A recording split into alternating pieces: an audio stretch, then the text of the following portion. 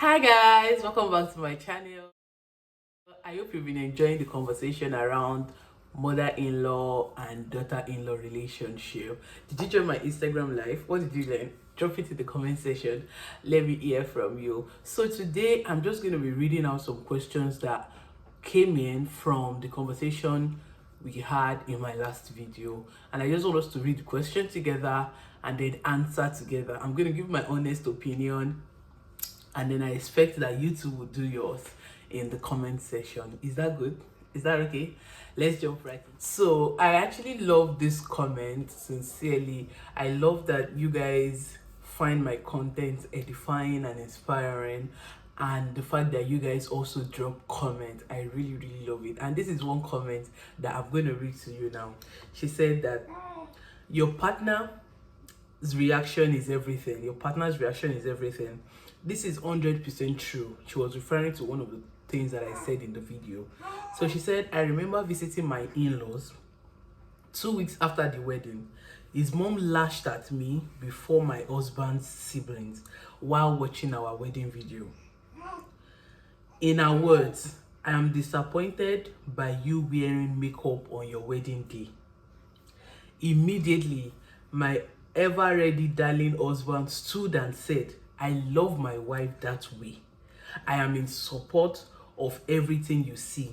She's my wife, and I am the one to decide how she looks, not anyone else. Hi! I love that. I love men who can, defend their woman and also defend their woman publicly. It's not enough that, oh, I love you under the shadow. No. A man who can defend their husband publicly, I mean their wives rather, publicly. Those kind of men, they have a special place reserved for them in heaven.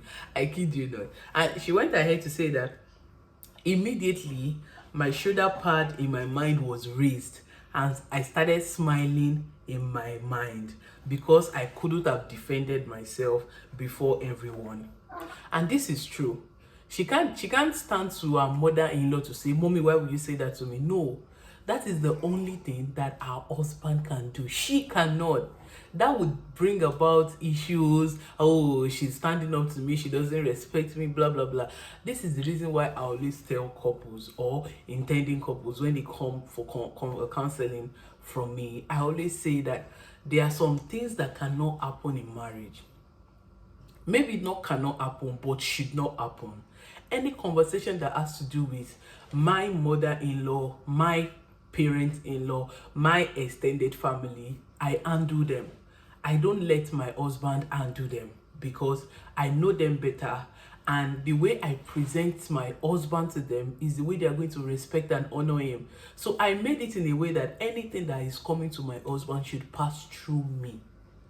The same thing as my husband, anything that is coming from his own family would definitely have to pass through him before it gets to me, because you can always have a way to like manage the situation, come around it, that a lot of people like that your partner would not know how to deal with. You've lived with your family for 20 something years, 30 something years. You understand them better than the partner that is coming into their own. So the best thing that can happen is that you would prepare the way for him, and I'm saying this because this is both ways. The husband will do the same for his family, the wife will do the same for our family rather. See, when it comes to marriage, the husband shall live and cleave, the wife shall live and cleave. That means the two of them, they are coming from somewhere. They didn't fall from heaven. If you are living and cleaving, that means you are leaving some people to cleave to your wife. You are leaving some people to cleave to your husband. The best relationship has happened before you leave to cleave. So the best you can do is that you understand these people you left to cleave and find a way to balance the relationship between them and the person you are leaving to cleave with. That is the only way that makes peace reign in the family. And I'm just so serious. If there's any issue and you can't stand up to your own side of the family about it, then there's going to be disrespect either to the wife or to the husband, depending on who is in the picture. So I'm saying all of this to say that men need to stand up to their families when issues arise, especially anything that has to do with their wife. Why the wife also have to stand up to anything that has to do with our own family as touching her husband. With this, everyone is clear about, like, I see situations sometimes, and you see some women saying, oh, the wife slapped me, oh sorry, the mother slapped me, and I'm like, so what did your husband do? He said that he begged me to forgive and let it go. I understand that as a woman, if something like that it happens, you have to forgive and let it go. But the part where I am having issues with is, what did he do? I'm not saying he should slap his mother back. I'm saying that, how did we even get to that point in the first place? How did we get to that point in the first place? And even if peradventure we eventually got there, or it happened by mistake, by chance, by happenstance, what did your husband do? And all these things, these are things that ladies really have to look out for before they say, yes, I do. Sincerely, forget that the guy is great. The guy is awesome. If his mom is the one controlling him, there's going to be issue in marriage. I was hearing someone, this particular topic that I started has actually caused a lot of conversation, and I really I'm happy for those conversations. Someone reached out to me on Instagram, and she said that she could remember when she went to visit her mother-in-law to be, and the mother-in-law was like, oh, what kind of food can she prepare? And then she listed the kind of food that she can prepare. Oh, she can prepare rice, she can prepare egusi, she can prepare pounded yam, she can, a good woman. Of course, as it should be. And the woman went, oh, can you prepare edikai kong? Can you prepare ofe nsala? Can you prepare other, Igbo soup that she kept mentioning? And she was honest to say, oh, no, because she's a Yoruba lady. She said, oh, no, ma, I can't prepare them, but it's something I can learn because so has told me so much about how he loves them. Is that not okay? Then the mother-in-law went up and said, no, the mother-in-law to be, it's not possible. This is the reason why I said that you must marry an Igbo girl. Sorry, baby. This is the reason why I said you must marry an Igbo girl. What's the assurance that she's going to know how to cook it? If she's not going to feed you well, before you know it, you are going to lose weight. Hey. And that is actually not the only issue. That is just a tip of the iceberg of so many things that the mother-in-law to be said on that very day. My sister, if you know that there are some things that it is better settled. Baby, I'm coming, 1 minute. There are things that are better settled in relationship. If you know that your mother-in-law will not come to the terms that you are marrying, hey Jason, if you know that your mother-in-law will not come to terms with the fact that you are marrying from another tribe, it's better you dissolve that relationship than lead her into marriage, and then she will go there to see where. Because I've seen a lot of, I have another comment here. Let me carry my baby. Yeah, I had to carry my baby. I have another comment here, and I really love it. The first question my mom asked me when I visited my husband's family during our courtship was, did they accept you? And I said yes.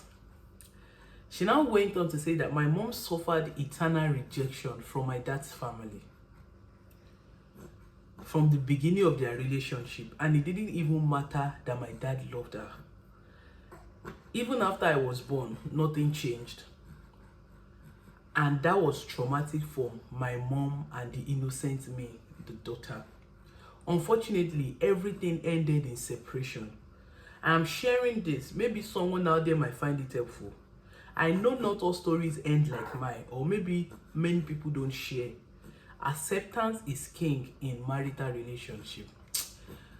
I love this woman of God so much. I do really love her so much. And like acceptance is king. I said it in my last video.